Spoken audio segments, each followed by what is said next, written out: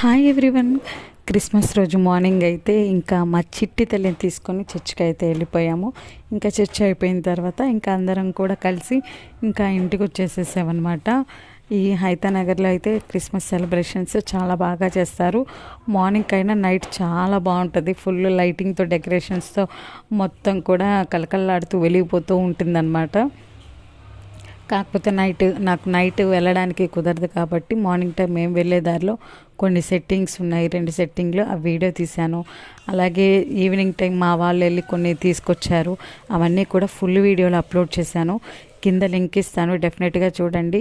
అలాగే పండుగ రోజు ఇంకా ఇంటి ముందు ఇలా హ్యాపీ క్రిస్మస్ అని చెప్పి అందరూ రాస్తూ ఉంటారనమాట. అలాగే సుప్రియ కూడా రాసింది. అలాగే మా చిట్టి తల్లిని చూడండి, బుట్ట బొమ్మలాగా ఉంది కదా.